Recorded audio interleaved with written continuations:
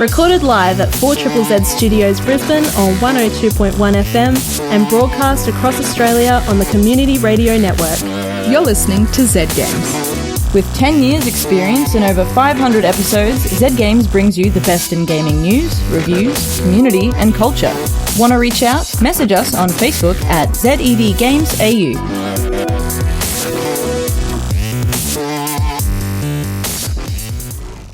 My name is Evie and I'm here with... William. Woo! That's it. It's just we Will don't and have I any more today. Oh, it's so lonely in here. Like, we used at least being at least 3 people, but now it's just us 2. Yeah, well, you know, it's a special moment, Will. You know why? Why? Because it's your birthday tomorrow.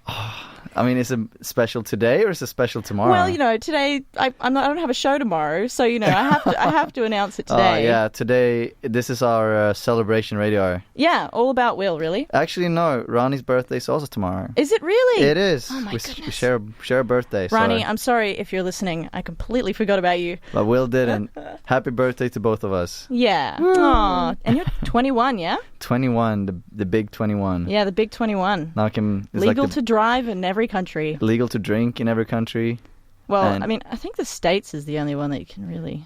Well, I mean, that's the only right? one that's 21, but also it's the blackjack number, so maybe I get extra luck this year. That's true. I get extra luck playing blackjack, which is one of my favorite games. I'm glad I gave you your 21st birthday present for Christmas in advance. Yeah, you gotta get it out early, so you don't have to worry about it. Yeah, that's right. I've well and truly pre-planned your birthday present. Anyway, today we're going to be doing some news. Yeah, some interesting news. Some of the latest news. Yeah. The big thing is we're going to have a big discussion, Will and I. We're going to be talking about the sexualization of women in video games. So be prepared for that one. It's gonna be a heavy subject, but even though I wish we had more people here to represent, I think it will get us a nice and intimate discussion about this, and I think we really need to have one. So yeah, an intimate discussion about something that directly affects everyone, really. So I'm pretty keen to chat away about that. Anyway, why don't we listen to some news? Let's head into it. Let's do it.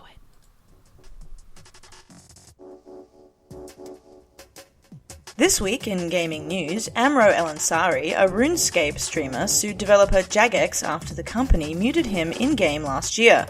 In a lengthy lawsuit, El-Ansari said he'd spent over 2,000 hours in the game, and claimed that Jagex muting him violated his free speech and human rights.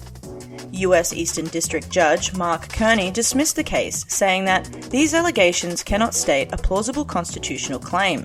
The First Amendment and its constitutional free speech guarantees restrict government actors, not private entities. As it turns out, being muted in a video game doesn't violate your civil rights in the US. The Eastern District Court has had 10 suits filed by El-Ansari in the last 18 months. One of those suits claims that he was scammed by Tinder.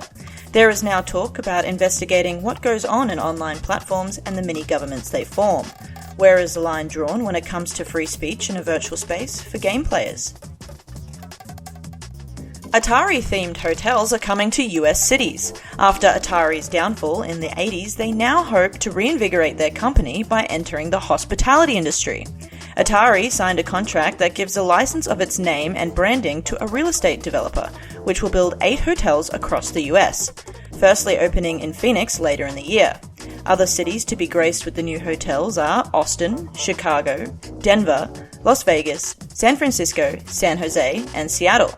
The hotels will feature esports studios. There is currently little information about the details, however, they will also have Atari gaming playgrounds, which may contain lounges for pro players.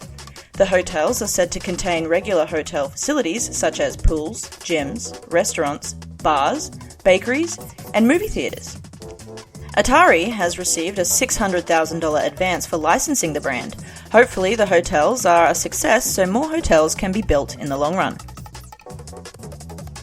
Twitch and Mixer streaming wars are spending the big bucks. A new report reveals the details of how much Twitch and Mixer are willing to spend to secure the world's top video game streamers. Twitch, which is owned by Amazon, and Mixer, backed by Microsoft, are fighting for the top spot as the dominant streaming site. Last year, Ninja, also known as Tyler Blevins, left Twitch for Mixer, leaving behind 14 million followers, which equates to over 44 million Australian dollars. Soon after that, Shroud was bought out of Twitch for the Mixer service, with his site having the value of 19 million Australian dollars. Twitch has over 15 million daily users with an estimated worth of a little under 6 billion Australian dollars. Video game content generated close to $10 billion in revenue in 2019. Let's see what the streaming wars generate throughout 2020. That's all this week in gaming news. Interesting. There's a lot happening. There is. I don't know which one I want to start with talking about. Let's go in the chronological order. Let's talk about this lawsuit, because I have two feelings about the situation. Tell us about it. The first feeling is this Amro El-Ansari, I think is a bit maybe sensitive about things, and to go so far to take a lawsuit out against a company because you were muted seems... and then to also have like 10 other suits filed, one of them being that he felt like he was scammed by Tinder quite... I think that's like, hasn't everyone had a bad date on Tinder? Like, come on, mate. So, like, there's some things about his character that I question. But it does open up some questions about what sort of policing or government enforcement, or what's sort of involved with free speech in a virtual space. What does this actually mean? Is it completely outrageous for this guy to to sue, or is it not? Like, I get a bit like, oh, I don't even know how to go about that. Yeah, well, I mean, like, I want to go from, like, being the devil's advocate a little bit, because if he's basically running a company, right? He's a streamer. So by them muting him, they're kind of taking away his livelihood, to a sense. And I can see how that is... Yeah, like, you would try to file a lawsuit for that, or try to fight it, but then again, you don't have any constitutional rights. Like, you don't... Yeah. In a video game, that's kind of like you're going into somebody else's house. Like in international waters, so to speak, or exactly, something. Yeah, but at the same time, it's kind of like, it's not. It's a privatized area. Like, you're going into somebody's house, they decide who gets to go on in there. But then we have to have the question as, does big companies have a constitutional right to allow free speech within their areas, so to say? Yeah. It's tricky because there are... enforcement agencies that look at, maybe far-right propaganda and extremism and stuff like that on the internet. Yeah. And, those servers exist somewhere for people to say what they want on those platforms, and they're policed. Yeah. But to what extent are they policed in places like RuneScape? It's kind of... And also, it doesn't actually share... much about why El-Ansari was actually muted. That is the big thing. So that's my question, is what was he actually saying? Why would the company Jagex take such a leap of going, you know what, even though this guy's got over 2,000 hours playing RuneScape, he's a popular streamer, he's done blah, therefore goodbye, Yeah. So there's no real context on what happened there, and for him to say, it's violated my free speech and human rights, what has he said?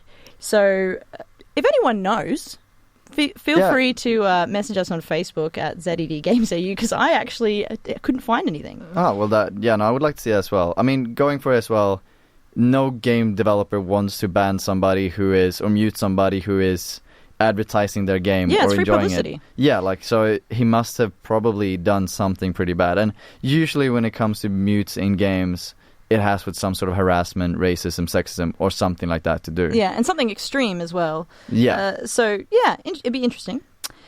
Atari. Hotels. Yeah. I mean, all I can say is for that, yes, please, give it to us. Hell yeah. We do...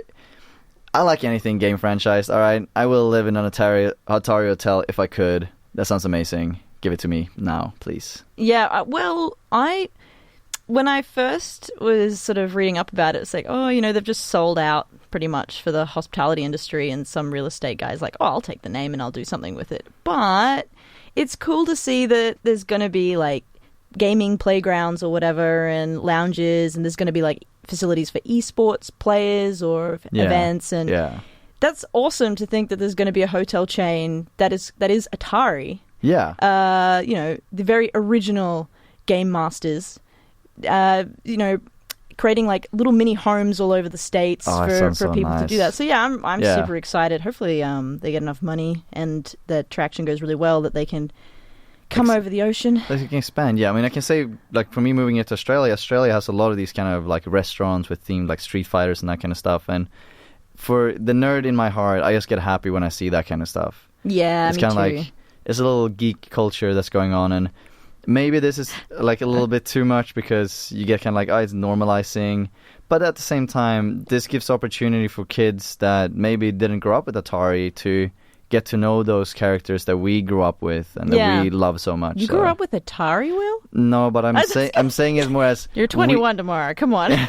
I'm so old, my hips are almost broken. You grew up with PS2, no? Yeah, technically PS1. Okay. Doom 1... Just didn't have the dexterity to play PS1 quite yet. No, I was like 4, so I could play the original Doom. But it was more my dad played it. Can anyone play the original Doom? No, nobody can play the original Doom. You have to do a satanic ritual first. Yeah, well, I actually this Atari thing with the hotels is fantastic because my partner always says to me, it's like, I'd love to go on a holiday and go in a hotel somewhere. And I'm just like, yes, when she says, let's get away to go on a holiday in a hotel somewhere to get me away from playing video games, just book Atari Hotel. He's going to juke her a little bit like, whoop, Atari Hotel. The problem is she played Atari growing up, so I think I couldn't just say, it's Atari Hotel, and she'd be like, is that like the game? No, completely unrelated. You know what I would really like to see on a Habbo Hotel. In real life, yes, for the meme of it. Or Club Penguin. Or Club Penguin, yeah. Yes, an iceberg. We have that. We can get that in Sweden. We'll fix that. We'll work on this. We'll figure something out. So, Twitch and Mixer. I mean, it's kind of the whole Steam Epic Games debacle fighting over a market that is pretty much held by one. Like Twitch owns it to a degree. They would have had to pay so many millions of dollars to get Ninja and Shroud. Yes. I mean, we're talking about somebody, if we take Shroud as an example there, like how much, 19 million. That's what his site is worth. Yeah. And that's not like a value that is just like one time off. That is something he will be making over a period of time. Like it's money that will be growing. They would have paid him for what it was worth. Yeah. If not some more. I'm pretty sure they must have some like a deal going forward, like a contract over several years that secures him and makes it easier for him to build his network. There would have been a lot of benefits, and there's a lot of benefits for him being on Mixer. I mean, when I was watching him on Twitch, because now I just follow him on YouTube predominantly, but on Twitch I remember it was anywhere between 10,000 and 100,000 people watching at any given time, and that's an amazing amount of people. Like, I can't even. That's a stadium. Yeah, that's like two stadiums. Yeah, that's like full of people watching him every single day. Yeah. Anytime he streams, and that's to put it into context, because I know a lot of people go, why would you watch people play video games? Yeah. And it seems like such an abstract concept, but when you put it into the sense of like, that's two stadiums worth of people watching. This is real money, and this is real people watching and engaging with him. And I'm not surprised that Microsoft with Mixer have decided to go, you're worth this much because we know how much you can make for me. So it's interesting. I mean, in all, I think it's a good thing. It's never a good thing to have just one platform be the dominant one, because Twitch has had a lot of... Healthy competition. Yeah. Twitch has had a lot of controversy, how they've been treating their streamers and giving favoritism to some because they make a lot of money and then being harsher on other ones. And stuff like that is things they can get away with because they're not scared of losing their viewers. Yeah. Because the viewers can't really pay with their wallet, so to say. But when you add in more platforms to that, now all of a sudden Twitch needs to make sure that the streamers want to stay on Twitch. Because if the streamers move, that is direct revenue moving away from them. Twitch is like, I'll give you money to stay, please don't go. Exactly. So this is just, I see this as purely a good thing, to be honest. I'm excited to see what happens throughout the rest of this year, because this war is definitely not over, and I'm excited. I was gonna make a "the winter is coming" joke, but I can't. Oh, Mixer is coming. Look, no. you'll have to think on it. I'll practice next time. I'll get it next time.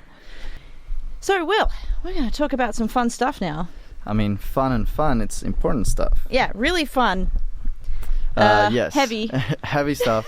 I mean, it's a discussion that needs to be had, and I think that we should talk about it. And do you want me to take away the subject? Well, take away the subject.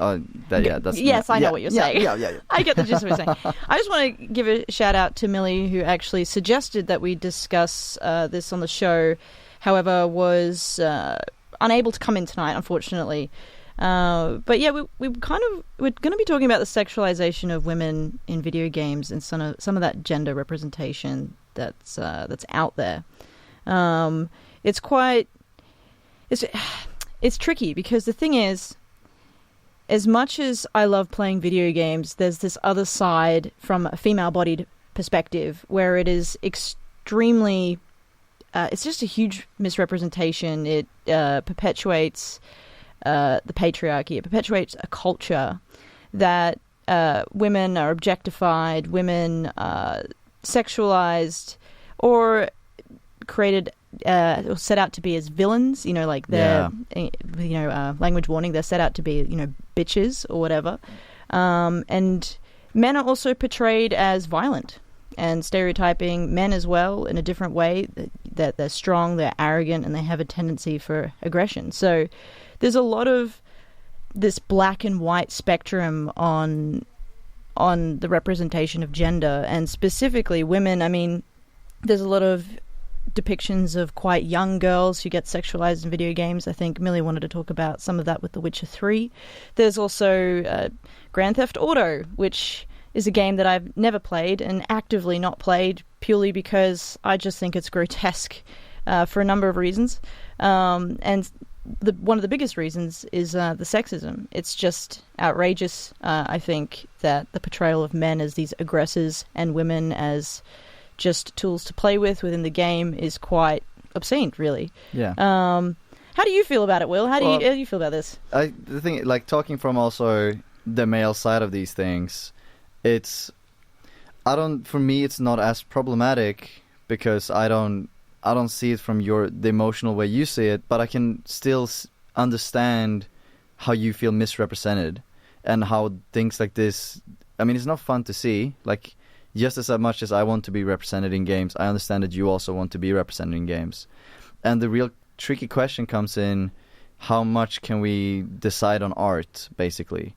And I think that's the big thing, yeah. Yeah, and I think art. Grand Theft Auto is a perfect example of a game that is very grey in its sense of how sexist it is, because you don't get the option to play as are we talking about the whole game, multiplayer and single player, or are we talking about the single player story?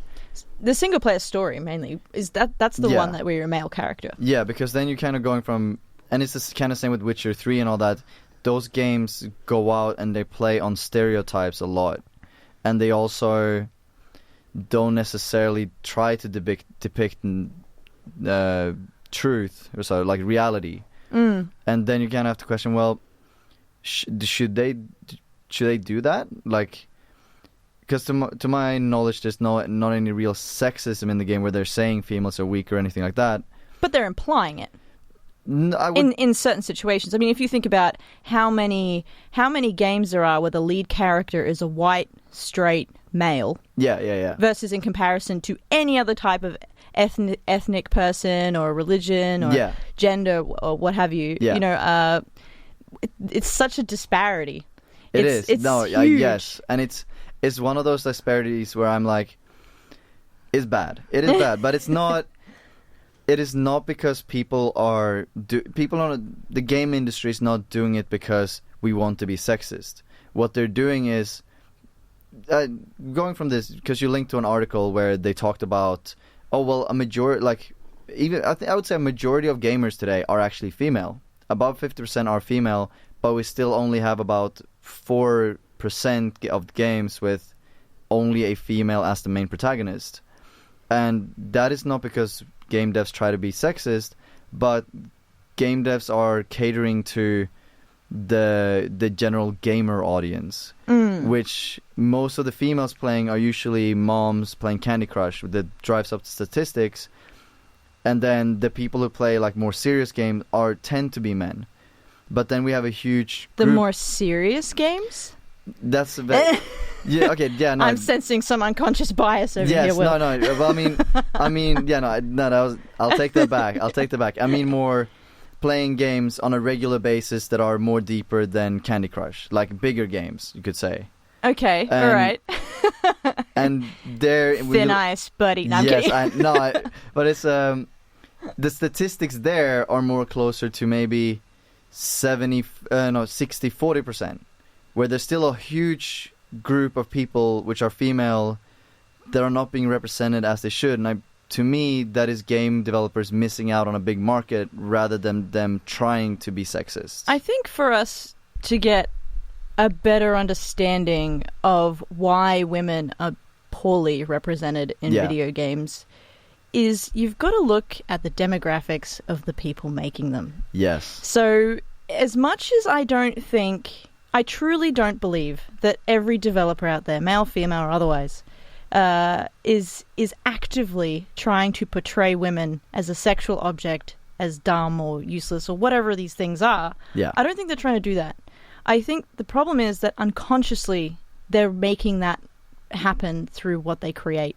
So if you look at the statistics in programmers, how many women there actually are in programming is shocking. You look at the statistics of just how many women there are in the games industry making games, it's something like 80% male. Yeah. You know, it's absolutely shocking. And then you go into the ethnic side of that, you know, whether there's the correct representation for any other type of ethnicity. It's the same sort of deal. Yeah. It's overwhelmingly male, and it's overwhelmingly disproportionate, because when they actually produce content, what I play is something that isn't a representative of the general population. And the population is 51% female and 49% male. So if I'm going to be playing a game where my 51 stake in that is, you're a sexual object or you're weak and you're not a valid character, therefore why would women want to play games? Yeah. There's other reasons that they play games, of course. Yes. But also, statistically, how many women actually play games is quite hard to gauge, given that a lot of women don't like to be vocal in voice chat or team games because they're, again, subjected to sexism and discrimination from other players, most likely to be men. Yes. And that's a generalization, but it's true. It's true. It's one of those things where you have to generalize, I feel. Oh, yeah. Because you can't take that on a case-to-case basis. You have to take it on how are people being treated in the whole. And I think what you're saying is very true. And I think that's one of the things we're fighting for in the game dev industry, to get more females into, and also people of different ethnicities, because everybody wins on equality. It's not just about having them in there. It's... that's the thing. It's like, people want us to have more women and more, I don't know, black people in games, for example, right? Yeah. And it's like, well, no, we don't want you to have them there if you don't want to put them there. The point is that we want you to put them there with purpose and with integrity and with intention. So, you know, some situations have gone wrong where there's a portrayal of a black person and there's been no person of that ethnicity involved with the development of that character, can therefore lead to really bad misrepresentation of those characters.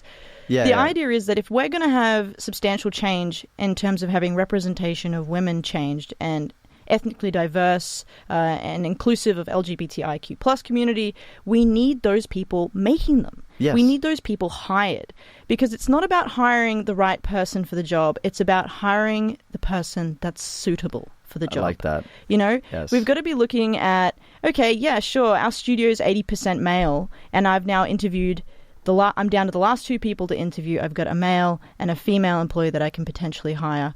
Who is the most suitable person for the job? Not the right person for the job. That's not what I'm looking for. I'm looking for someone who can suit our environment and who's going to be able to increase and develop our culture so we can produce better games. That's what we need to be looking at. And those games having, you know, the hands on those games needs to be many different types of hands. If you want to be inclusive, you want to create change in the world, you've got to do that. I mean, one of my lecturers said to me when I was studying game design, you cannot be what you cannot see. Yeah. You know, I can't be a superhero unless I see that I can be a superhero. Yeah. You know, Wonder Woman, for example. But even then, we look at Wonder Woman and I'm going, Sexualized she character. needs to probably tie her hair up, because I don't know how any woman ever in any scene, whether it's film or otherwise, ever fights without their hair tied up. It's just illogical. Or with high heels. I mean, this is the thing. It's like, who's actually designing these characters? Yeah, exactly. And a woman wouldn't do that. Yeah, no. I mean, while I think there is a place and time for sexualized characters to still, like, take Wonder Woman, for example. Having Wonder Woman be a sexualized character but also be a role model, there's a place and time for that. Yes, of course. But I think we're also looking at a time where we want more realistic representation. Like you're saying, we want females to not just be the sexualized objects. We want as if you're going to go away from the stereotype a little bit, The Witcher, we want that, but the female there instead. Yeah, of course. Like Ciri in Witcher 3, like that kind of character that is not over-sexualized, but is still a strong, badass person who everybody wants to follow, both women, men, and everybody else. Yeah, exactly. And also, like, on a positive note, there are, like you said, a lot of good representation coming out of the games industry. I mean, I look at Overwatch, for example, by Blizzard, and I look at the diversity that they have with all their characters. They not just only diversify the gender, they also diversify on the LGBTIQ plus spectrum, and inclusive of religious backgrounds, ethnicities, everything. And that warms my heart, because kids growing up playing that can be what they see. They can actually be what they see. Yeah, and it's about... and that's what we need to be striving for. And it's kudos to Apex as well for having non-binary characters and predominantly strong female characters with interesting and deep narratives. You know, they're not just like women for the sake of women. They're all interesting. They're complex. And and that's what you're saying there is making the characters with a meaning. You don't just want to put a woman in there to have a woman in there. You want to put them in with a meaning, with a purpose, intention, and give it a little filling, like give it some filling. Fill it up with interesting things for people to read, and like make the character deep. Spend some time on it, and don't be afraid to test out new things. Definitely don't. No. Anyway, let's come to the end of our time here at Z Games. It's gone so quick. I know, it has gone really quick today. I could talk about this for another hour. You know, it's been a lot of fun. And we can, but no one else can listen, unfortunately. Sadly. Well, on that note, we'll see you guys later. See you later, guys. Bye.